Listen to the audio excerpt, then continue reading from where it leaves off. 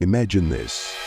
It's Christmas Eve, 1945. The Sodder family, a couple with 10 children, are asleep in their home in Fayetteville, West Virginia.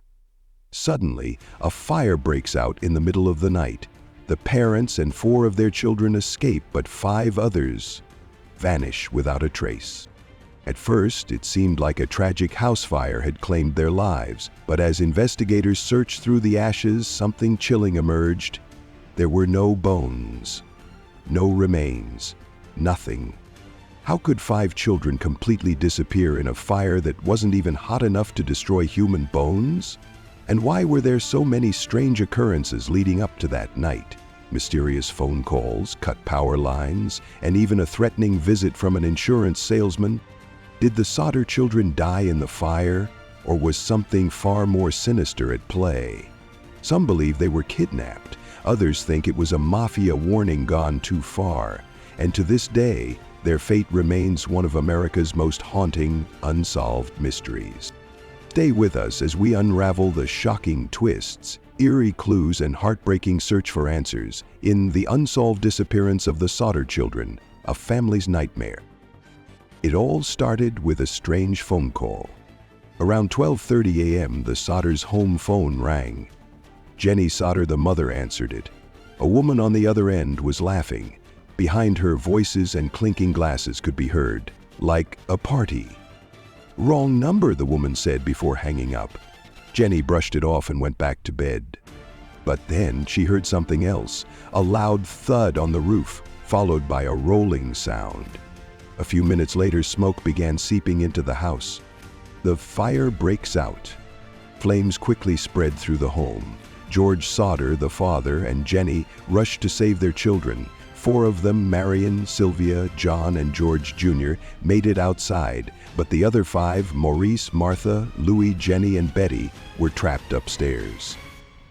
Frantic, George tried to re-enter the house, but the staircase was already engulfed in flames. He ran outside to grab his ladder. It was missing. He tried to use his truck to climb up, but neither of his 2 trucks would start, even though they worked fine earlier that day.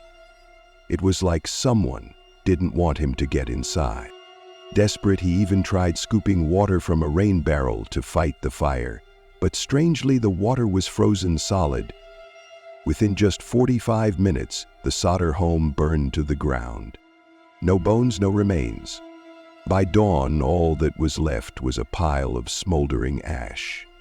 The family searched frantically for any sign of their missing children, but there were no bones, no skulls, no remains. This made no sense. Even in the hottest house fires, bones don't burn completely. In fact, cremation requires temperatures of up to 2000 dgF for 2 hours. But this fire lasted less than an hour. The delayed fire department response. Shockingly, the fire department didn't arrive until 8 a.m., nearly 7 hours later. Fayetteville's fire chief, F.J. Morris, claimed he didn't have enough manpower and had to wait for help. When they finally arrived, their conclusion was quick and suspicious. They declared the 5 missing children dead and blamed it on faulty wiring. But George had recently had the wiring checked and it was in perfect condition. Suspicious incidents before the fire. Looking back, the Sodders realized weird things had been happening in the days before the fire.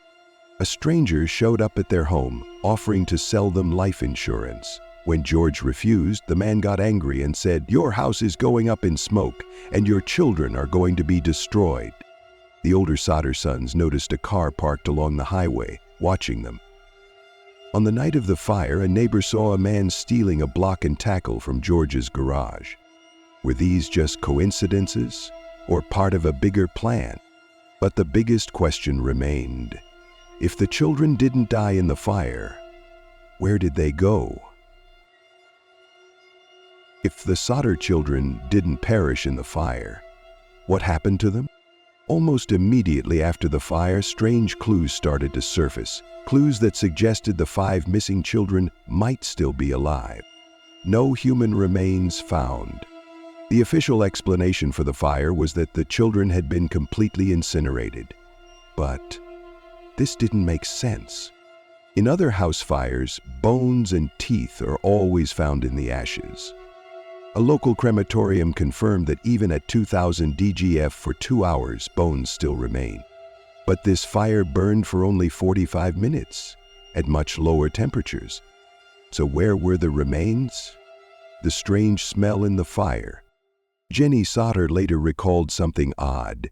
She had smelled something like burning rubber during the fire. Could this mean an accelerant was used?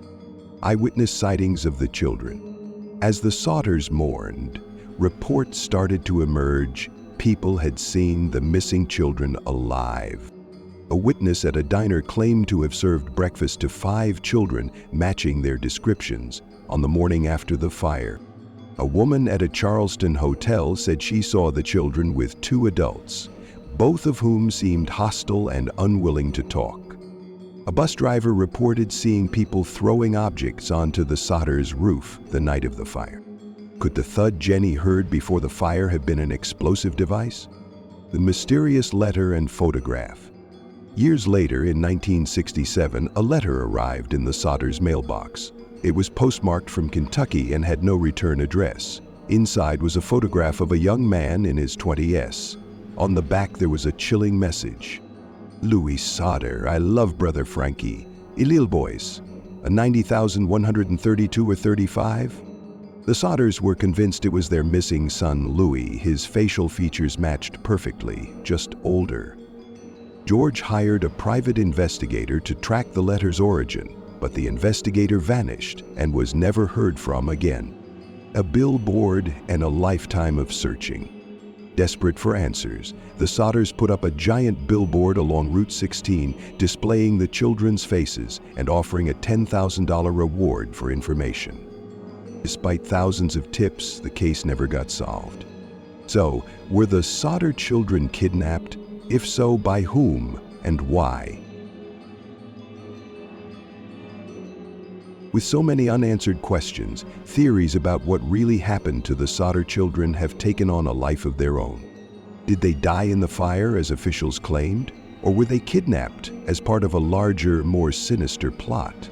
Let's break down the most popular theories. Theory 1: the children died in the fire. This is the official explanation given by authorities. The fire department claimed that the intense heat completely incinerated the children's bodies, leaving no bones behind. But why was no other household debris destroyed in the same way? Why did other house fires in the area leave skeletal remains, but not this one? Why did a local crematorium say bones should have been found? It just doesn't add up. Theory 2: the fire was set to cover up a kidnapping. The missing bones, the strange ladder disappearance, the cut phone line, and the malfunctioning trucks. Many believe this was a planned abduction. A suspicious car was spotted near the house that night. The creepy phone call before the fire may have been a signal. The thud Jenny heard on the roof could have been an incendiary device. But if this was a kidnapping, who took them and why? Theory 3: the mafia connection. One of the most chilling theories links the Sodder family to the Italian mafia. George Sodder was outspoken against Benito Mussolini, the Italian dictator. He often got into heated debates with other Italian immigrants who supported Mussolini. The insurance salesman who threatened George before the fire was rumored to have mafia ties. Some believe the mafia may have kidnapped the children as leverage, hoping George would stay quiet. If that's true, why didn't they ever demand ransom? Theory 4: the children were trafficked. Some theorists believe the Sodder children were kidnapped as part of a child trafficking ring. Fayetteville police refused to investigate further despite all the suspicious clues. Witnesses saw the children in different states, suggesting they were smuggled away. The mysterious 1967 letter suggests at least one child was still alive, decades later. If they were taken, did they grow up without knowing their true identities? The unsolved mystery. After decades of searching, the Sodder parents passed away without ever knowing what happened to their children. The case remains one of the most haunting unsolved mysteries in American history.